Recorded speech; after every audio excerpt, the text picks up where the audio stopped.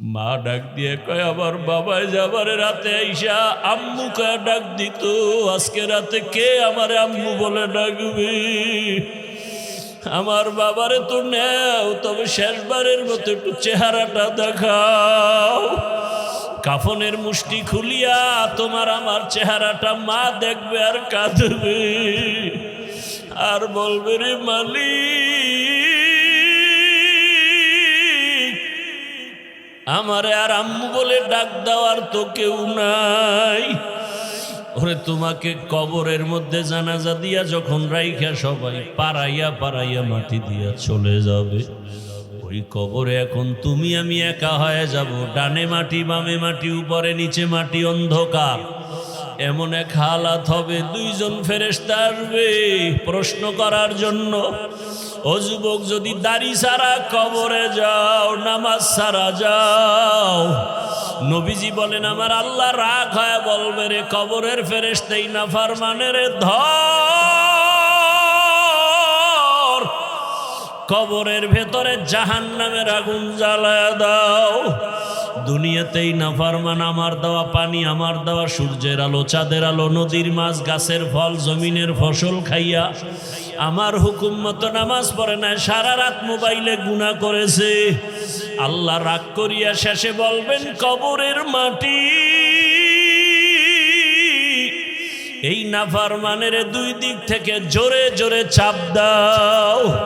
এত জোরে চাপ দিবে পাঁজরের হাড় চুরমার হয়ে যাবে। বাবা, একটা মশার কামড় সইতে পারো না, বেতের বাড়ি সইতে পারো না, গুনাহ নিয়ে কবরে গেলে জাহান্নামের গরম কেমনে সহ্য করবা? ও পর্দার আড়ালের মা বোনেরা, বৃদ্ধ বাবাজিরা, আপনাদের মতো কত মা কত বোন এখনো আছে পর্দা করে, নামাজ পড়ে, মোবাইলে সময় নষ্ট করে না। ভিন্ন মা বোনেরা কেন মার্কেটে মার্কেটে ঘুরিয়া বেগানা বখাটের নজর দিয়া নিজেও ক্ষতিগ্রস্ত হন? আপনার সন্তানের ভবিষ্যৎ নিয়ে কি ভাবেন না? আপনি মরে গেলে সন্তান এক সময় তো গর্ব করবে, আমার আব্বু আম্মু বড় ভালো ছিল। কোনোদিন আব্বু আম্মু তর্ক করে নাই, মোবাইলে সময় নষ্ট করে নাই, মা বাবা নামাজ পড়তো, আমাকেও নামাজের দাওয়াত দিত। এক সময় সন্তান দোয়া করবে। আর যদি ভালো চরিত্র দিয়া যেতে না পারেন, সন্তান এক সময় ধিক্কার দিয়া বলবে আমার আব্বু আম্মুর চরিত্র খারাপ, আমি কেমনে ভালো হব? আমার আব্বু আম্মু সারাদিন ঝগড়া করতো, গালাগালি করতো, মোবাইল নিয়ে ব্যস্ত থাকতো, বেগানার পেছনে দৌড়াইতো, নামাজ নাই রোজা নাই, আমাকেও কোনোদিন ভালো পথে ডাকে নাই। ওই মা বাবাকে ধিক্কার জানাবে।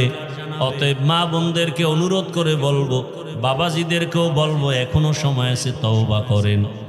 আর কোনোদিন নামাজ ছাড়বেন না, বেপরদায় চলবেন না। মা বাবার দোয়া নিয়া, শিক্ষকের দোয়া নিয়া, ওলামায়ে কেরামের দোয়া নিয়া, ও যুবক তুমিও চলবা নবীর আদর্শে। আর দাড়ি কাটবা না, নামাজ ছাড়বা না, বেপরদায় চলবা না। তওবা করার মতো যদি নিয়ত হয়, মুনাফিকি যদি না থাকে, খাঁটি তওবার নিয়তে দুটো হাত আল্লাহকে দেখায় দাও। আয় আল্লাহ, হাতগুলো কবুল করে নেন, তওবা কবুল করে নেন। তওবার উপরে মজবুত হইয়া আমাদেরকে রসুলের আদর্শে চলার তৌফিক দান করেন, আমিন। দুরফেশানি নে তেরে কতরো কো দরিয়া কর দিয়া,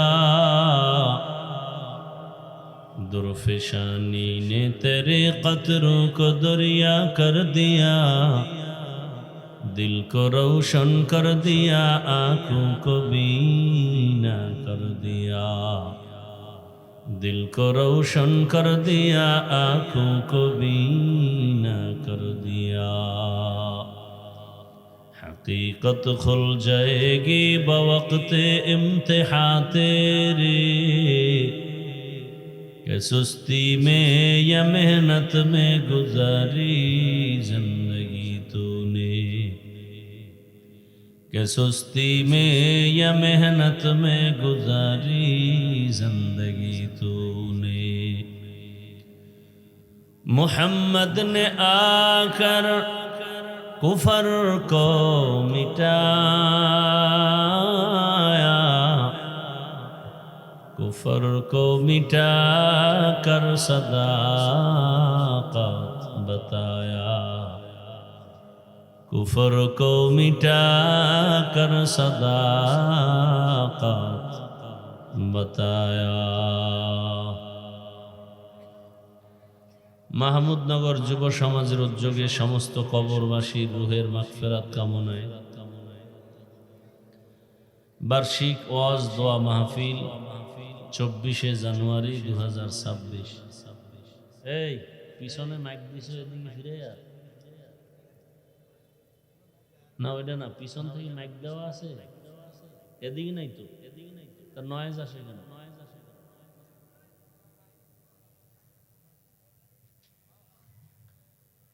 মহতিয়ে মাহফিলে উপস্থিত মোহতারাম সম্মানিত সভাপতি মুফতি মিসবাউদ্দিন রহমানী দামাত বারাকাতুহুম, প্রধান অতিথি আলহাজ অ্যাডভোকেট আবুল কালাম সাহেব সহ অন্যান্য অতিথিবৃন্দ, হযরত উলামায়ে কেরাম, এলাকার বিভিন্ন স্থান থেকে আগত আল্লাহ পাকের আশিকিন, জাকিরিন, শাকিরিন, মুহিব্বিন, মুরব্বিয়ান আযম, কলিজার টুকরা আমার সমবয়সী যুবক বন্ধুগণ, স্নেহের ছোট ভাই, পর্দার আড়ালে মা বোনেরা, আল্লাহ পাকের দরবারে শুকর যে আল্লাহ আমাদেরকে সুস্থ রেখেছেন, আলহামদুলিল্লাহ।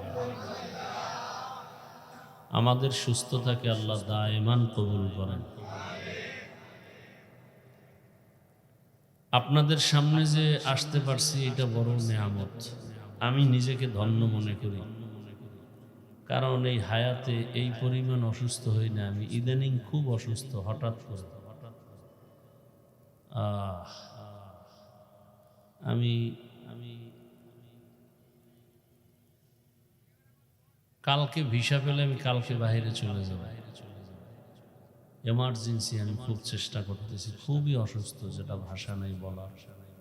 দোয়ার জন্য বলছি, দোয়া করেন আল্লাহ পূর্ণ সুস্থ করেন।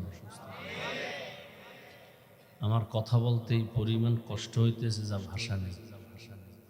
তারপর আল্লাহ যেহেতু নিয়ে আসছেন, যতক্ষণ আল্লাহ শক্তি দিবেন বলার, আপনাদের দোয়া থাকলে সামান্য সময় কিছু কথা বলি। আর ফারুক হিসাব, হেলাল হিসাব, মুজম্মেল্লাহ হেলাল হিসাব খুব ভালো বক্তা, আমার সাথে অনেক আগের পরিচয়। এমনি আপনাদের মাঠকে ঠিক রাখার জন্য যে বয়ান লাগে, সাধারণ খুব ভালো বয়ান করে, টক মিষ্টি ঝাল মিলানো বয়ান, বুঝেন না কথা? আপনারা যা চান এ দিতে পারবেন। কণ্ঠ এই বুড়া বয়সে, এই তো অনেক আগের থেকে আমি মোমেন সাহেব মুক্তাগাছা যাইতাম, তখন তো অনেক বয়স কম ছিল, যেই চিল্লেন চিল্লেই তো, এখনো সেই চিল্লেনই ছিল, কঠিন চিল্লাইতে পারে মাশাআল্লাহ। আমার খেয়াল একটা অনুরোধ করে গেলাম, অসুস্থ মানুষ আমার পরে বয়ান শুই নেই, খুতবা টুতবা পড়ার পরে 10-15 মিনিট শোনার পরে যদি দেখেন ভাল লাগে না তো যাই না, এর আগে যাই না। তবে আমার দিল বলে ইনশাআল্লাহ আপনাদের ভাল লাগবে। আমি মাঝে মাঝে ওনার বয়ান শুনতাম, আর কোথাও চাইলে ভালো হিসেবে মাঝে মাঝে আমি বিভিন্ন জায়গায়, আগের কথা বলছি, মাঝখানে অনেকদিন আমার মোলাকাত নেই, দেখা সাক্ষাৎ নেই। আমি ওনার বয়ান শুনতে আগ্রহী। আলহামদুলিল্লাহ দীর্ঘ টাইম, 1.5, 2, 2.5, 3 ঘন্টা লাগাতার বয়ান করে, এই চিল্লানির উপরেই চলতে থাকে। আগের কথা বলছি, আশা করি এখন যে টন দেখলাম, কণ্ঠ তো এখনো মোটামুটি ঠিক আছে। সিদ্ধিরগঞ্জ এই সাইডে মাঝে মাঝে আসতো, আমার আগে বয়ান করতো, ভালো আলহামদুলিল্লাহ। আমি আপনাদেরকে বানায় কোনো কথা বলি না, এই অভ্যাস আমার নাই, যেটা বাস্তব তাই বলা। কি কিছুক্ষণ বসা যাবে না? বাইরে যে করবেন হুদা মোবাইলে আকাম করবেন, চোখের গুনাহ, হাতের গুনাহ, জবানের গুনাহ, আর কোনো কাম নাই। ঘুমাইবেন তাও তো নয়, এখন তো দেশ গরম,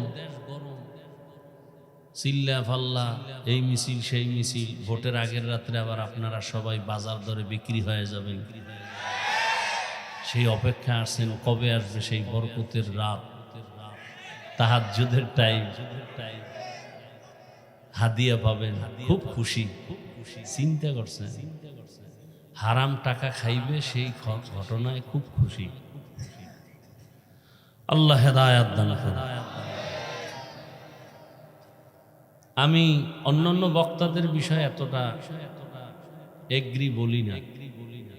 ফারুক হেলালিবের জন্য যা বললাম শুনে যায়, আমার বয়ান এক লাইনে, হের বয়ান আর এক লাইনে। আপনাদের জন্য খুব ভালো বয়ান করব আশা করি ইনশাআল্লাহ। এটা মনে করেন যে ফজর পর্যন্ত টানতে হইল টাইনা নিল, তার অভ্যাস আছে মোটামুটি। খুব মজা লাগায় মানুষের জমায়ে বয়ান করে। তো বুড়া মানুষ আসলে আস্তে আস্তে সেই মানুষই মুক্তাগাছা কোন দিক দিয়ে আইসে আল্লাহ জানে, যানজট। আর আজকে বৃহস্পতিবার তো অনেক জাম। আমি শনিবার আমি আপনাকে রাস্তায় ঢুইকা অনেক দূরাইয়া এরপর সামনে যাওয়া যাইব না, রাস্তা কাটা। আবার এমন রাস্তা যে টান দেওয়ার তো কোনো কায়দা নেই, কঠিন হালাতে রাস্তা, যা ভাষা নেই। আবার গেছি উল্টা ঘুরে, আবার কোন দিক দিয়ে জিগাইতে এরপরে। তো যাই হোক আল্লাহ মাহফিল কবুল করে, শেষ দোয়া করে যাওয়ার তৌফিক দান করে। যারা আয়োজনকারী আমার যুবক বাবার, আল্লাহ তাদেরকেও কবুল করে। মাঝখানে ফাঁকা রাখাটা ভালো না। যারা দাঁড়ানো আছেন যদি দিল চায় বসে গেলে সুন্নতের মহব্বতে ভালো হবে। আল্লাহ, আমি আপনাদের সামনে অল্প টাইম কিছু কথা বলার নিয়তে কোরআনে হাকিমের আয়াত এবং রসুলের হাদিস পড়ছি। ইখলাস ও রুহানিয়াতের সমন্বয়, সহি নিয়তে সহি তরিকায় কিছু কথা আমাকে বলার মতো, আপনাদেরকে শুনবার মতো আল্লাহ তৌফিক দান করে। ও আজকে শনিবার না, যাই হোক, ভাঙ্গা রাস্তায় আর শনি বিশুদ্ধ নেই। আর ঢাকা তো ঢাইকেই থাকে জামে। আল্লাহ, যে আয়াত হাদিস পড়লাম তর্জমাটা বলি। আল্লাহ বলেন, ওয়ামা খালাকতুল জিন্না ওয়াল ইনসা ইল্লা লিয়াবুদুন। ও মানুষ, আমি আল্লাহ জিন ও ইনসানকে সৃষ্টি করি নাই, হ্যাঁ করেছি একমাত্র ইবাদতের জন্য। নবীজি বলেন, লা তাআতা লি মাখলুকিন ফি মাসিয়াতিল খালিক। আল্লাহকে অসন্তুষ্ট করে পৃথিবীর অন্য কারো হুকুম মানা যাবে না, হারাম। আয়াত ও হাদিসের তর্জমা শেষ। এবার কিছু ব্যাখ্যা শুনি। হাদিসের মধ্যে কয়েকটা কথা নবীজি বলছেন, আল্লাহকে অসন্তুষ্ট করে অন্যের হুকুম মানা হারাম। এই হাদিসের মধ্যে একটা পয়েন্ট হলো, আল্লাহর হুকুম মানে না, অন্যের হুকুমকে প্রাধান্য দেয়। এই লোকগুলো কারা, এদেরকে একটু চিনতে হবে। দ্বিতীয়ত আল্লাহর হুকুম অমান্য করে অন্যের হুকুম মানে সে অন্য লোকগুলো কারা, তাদেরকে একটু চিনতে হবে। তৃতীয়ত আল্লাহকে বেজার করা যাবে না, এর কারণ কি? এই কথাগুলো একটু খেয়াল করে শুনুন।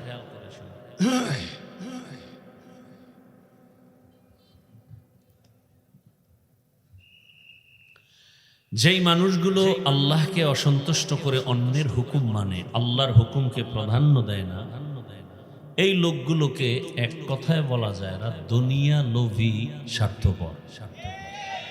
এরা দুনিয়া লোভী, স্বার্থপর। এই দুনিয়া লোভীদের ব্যাপারে নবীজি ভিন্ন এক হাদিসে বলছেন, قال النبي صلى الله عليه وآله وسلم حب الدنيا رأس كل خطيئة। দুনিয়ার লোভ, ভালোবাসা, মোহাব্বত সব ধ্বংসের কারণ। প্রবাদ আছে না, লোভে পাপ, পাপে মৃত্যু। দুনিয়ার লোভ, হুজুর, পীর, আউলিয়া, গৌস, কুতুব, অলি, আবদাল, ধনী গরিব সব মানুষকে ধ্বংস করেছে দুনিয়ার লোভে। কিসে? দুনিয়ার লোভ। ভাই একটু এদিকে খেয়াল করেন, ওদিকে বাঁশির আওয়াজ, এদিকে কথার আওয়াজ, এগুলো কন্ট্রোল করেন আপনারা?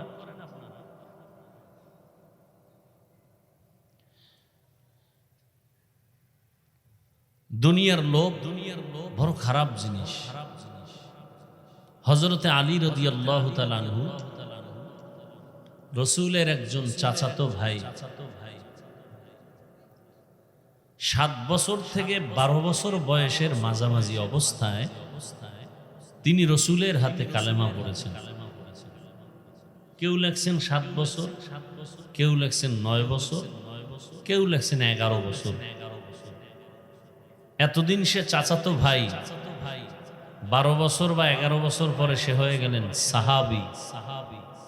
কিছুদিন পরে হবেন রাসূলের জামাতা। কে সে? আলী। নবীজি আলীর জন্য কলিজা ভরে এক দোয়া করেছেন, আনাদারুল হিকমাহ ওয়া আলিয়্যুন বাবুহা। আমি মুহাম্মদ ইলম ও হিকমতের ঘর, আর আমার এই ইলমের দরওয়াজা হলো আমার আলী। নবীজি ইলমের ঘর, আর সেই ইলমের ঘরের দরওয়াজা আলী। এবার আলীরে আল্লাহ কি পরিমাণ ইলম দিছেন। খলিফাতুল মুসলিমিন ওমর ফারুক রাদিয়াল্লাহু তাআলা আনহু, অর্ধজাহানের খলিফা, আদালতে বসে আছেন, পার্শ্বে হযরত আলী বসে আছেন। হঠাৎ একজন মহিলা ওমরের আদালতে হাজির। আল্লাহর ভয় কত দামি জিনিস।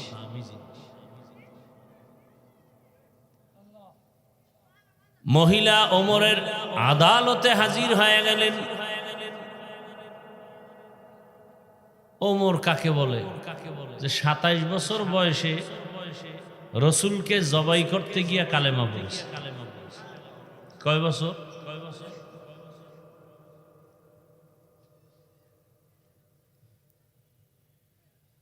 যার কথার আগে তরবারি, যে ওমর সম্পর্কে রহমতের নবী বলেন, আকাশের দিয়ে তাকাইয়া দেখো অগণিত তারকা, আমার ওমরের নেক এত বেশি যে তারকার মতো গণনা করা যায় না। আরো কত ফজিলত। রহমতের নবী, সাহাবায়ে কেরাম একসাথে বাইতুল্লাহ তাওয়াফ করলেন। তাওয়াফের পরে 2 রাকাত নামাজ পড়তে হয়, ওয়াজিব নামাজ। নামাজটা কোথায় পড়বেন? পরামর্শে বসলেন নবী। নবী তো নবী, তার তো আর পরামর্শ নেওয়া লাগে না, ডাইরেক্ট জিবরাইল আসবে আর কইব কাম শেষ। কিন্তু না, গোটা দুনিয়ার মানুষকে শিক্ষা দিলে, পরামর্শ করলে, পরামর্শ মেনে কাজ করো, বরকত বেড়ে যায়। কোন একটা কাজে যাবেন, 1 নম্বরে পরামর্শ নেবেন আলেম থেকে, দোয়া পাবেন। দ্বিতীয়, মা বাবার থেকে পরামর্শ বা দোয়া নেবেন। তৃতীয়ত, আপনার স্ত্রী থাকলে তার সাথেও পরামর্শ করবেন। পরামর্শ করে কাজ করলে বরকত বেশি। নবী এটা শিক্ষা দিলেন। নবীজি বললেন, তাওয়াফ হয়ে গেছে, 2 রাকাত নামাজ তো পড়তে হবে, ওয়াজিব নামাজ। কোথায় পড়ব? পরামর্শ দেন তো। সাহাবায়ে কেরামদের মধ্যে একজনে বললেন, ইয়া রাসূলুল্লাহ, বাইতুল্লাহর দরজা বরাবর পড়ি। আর একজনে বললেন, না, জমজম কূপের কাছে পড়ি। এক একজনে এক এক। কেউ বললেন হাতিমে কাবার পাশে। ওমর কি বলেন? ওমরে ফারুক বললেন, ইয়া রাসূলুল্লাহ,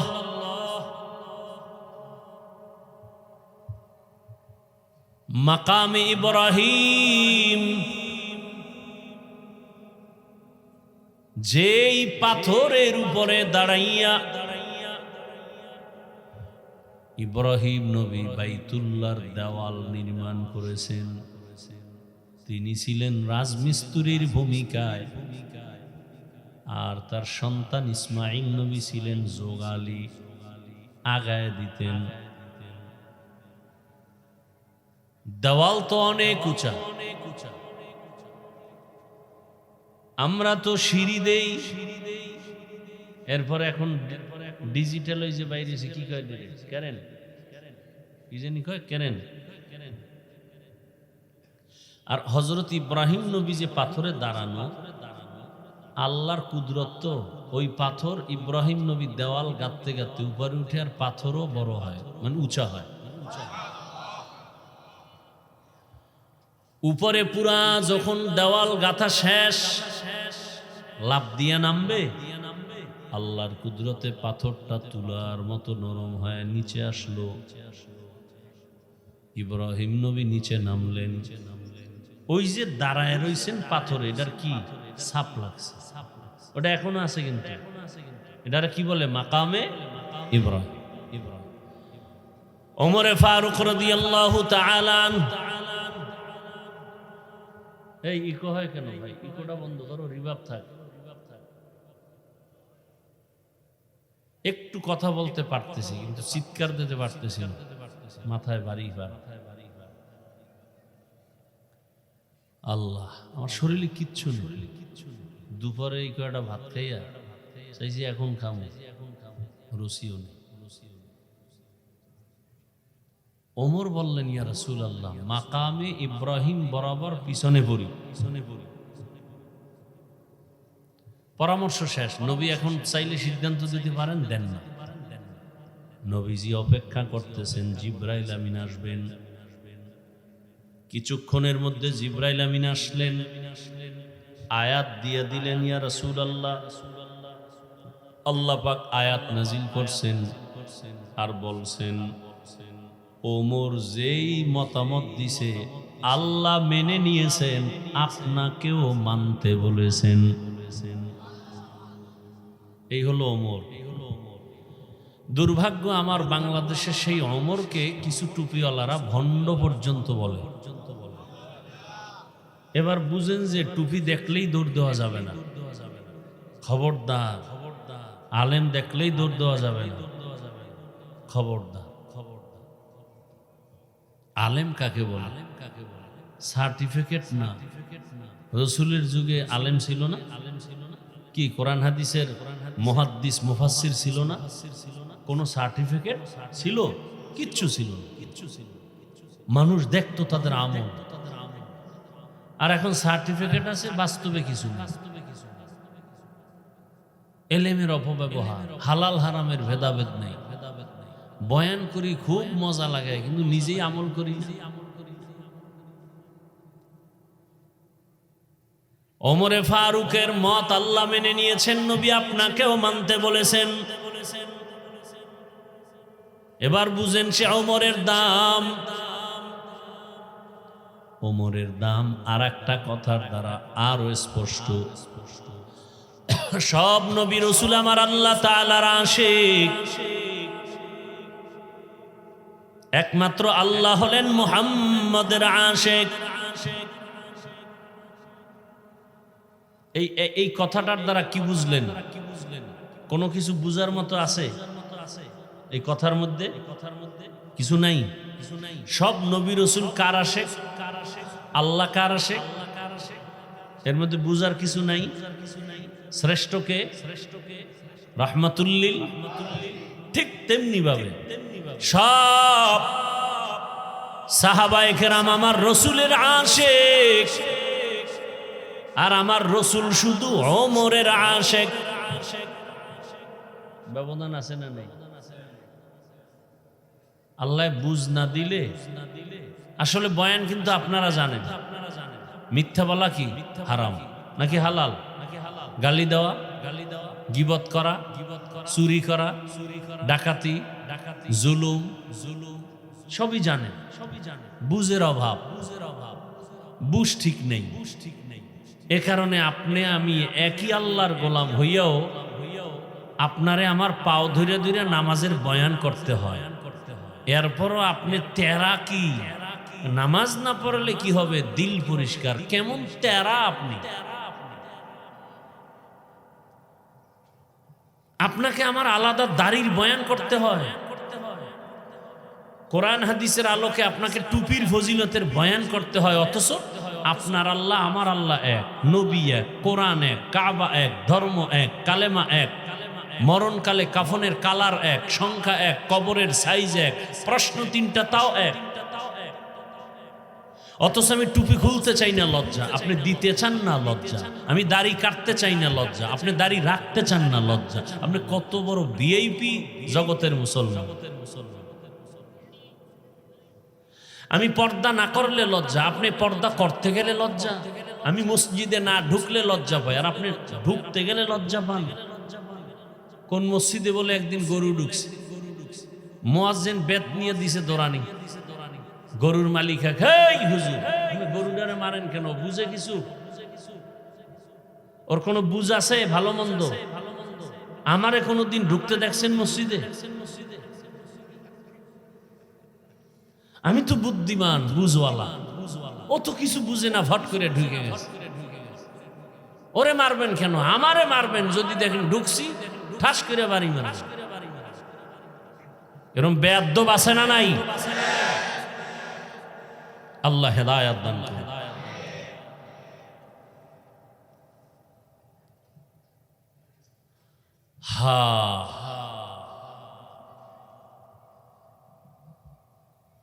কি কথা বলতেছিলাম মনে আছে? ওমরে ফারুকের জন্য শুধু রাসূল আশিক। নবীজি একজন সাহাবীর জন্য আল্লাহর কাছে আরজি পেশ করে নাই, শুধু ওমরের জন্য করছে। যে কারণে 27 বছর বয়সে ওমর তরবারি নিয়া নবীকে জবাই করতে সে কালেমাওয়ালা হয়ে গেলেন। নবীজিকে বলেন, ওমর, ইয়া রাসূলুল্লাহ, 39 জন পুরুষ মুসলমান, 11 জন নারী মুসলমান, আপনি গোপনে গোপনে দাওয়াত দেন, হবে না। এখন থেকে ওপেনে দাওয়াত দেন। যদি কেউ ইসলামের বিরুদ্ধে দাঁড়ায়, আমি ওমরের তরবারি যথেষ্ট। এমন পাওয়ার আল্লাহ দান করেছেন। ওমর একা একা রাস্তা দিয়ে হাঁটে, এমন ভয় যে শয়তান আসে না। এক যুবক একটা মদের বোতল নিয়ে গান গায় আর মদ পান করে হাঁটে। হঠাৎ করে তাকায় দেখে অন্য পাশ দিয়ে ওমর আসতেছে। যুবক এমন ভয় পাইছে, ওমর তো কথার আগে উল্টা পাল্টা দেখলে তরবারি। মদের বোতলটা ফালাইতেও পারে না, ওমরের নজর পড়ে গেছে। এবার দিল খুইলা মালিকের একটা ডাক দিয়ে কয়, হে মালিক, দয়া করে আমারে ওমরের হাত থেকে বাঁচায় দাও, জীবনে কোনোদিন মদ পান করব না। যুবক, তোর হাতের ওই পাত্র বোতলটা কি দে আমার হাতে। যুবক দেয় না, ভয় না, দেও। যুবক তো মালিকের কাছে আরজি পেশ করেই ফেলছেন। বোতলটা বের করে, মদের বোতল, মদ সহ, যখন ওমরের হাতে দিছেন, খলিফাতুল মুসলিমিন ওমর বোতলটা হাতে নিয়ে দেখে এক ফোঁটা মদও নাই, পুরা বোতলটাই সাদা দুধে ভরা। এই সেই ওমর। ঘটনা কোন দিক দিয়ে শুরু করছিলাম মনে আছে? ওমরের আদালতে আলী বসা, মহিলা এসে হাজির হয়ে গেল আদালতে। এসে বলেন, খলিফাতুল মুসলিমিন, আমি এক নারী জিনা করে ফেলেছি। জিনা। আল্লাহর ভয় কি জিনিস। তারপর বলে, আমার পেটে একটা বাচ্চা আছে, অবৈধ বাচ্চা, দয়া করে আমার বিচারটা করেন। দুনিয়াতে আমার বিচার হয়ে যাক, আমি আল্লাহর আদালতে জাহান্নামে যেতে চাই না। ও পর্দার আড়ালের আম্মা জানেরা, বোনেরা,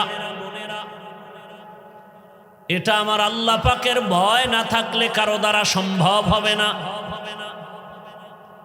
এজন্যই তো বারবার চিল্লাই, ইসলাম এই দুনিয়ায় শান্তির ঠিকানা। যতদিন পর্যন্ত জমিনে ইসলাম আসবে না, ততদিন পর্যন্ত বহু কিছু আসবে, শান্তি আসবে না।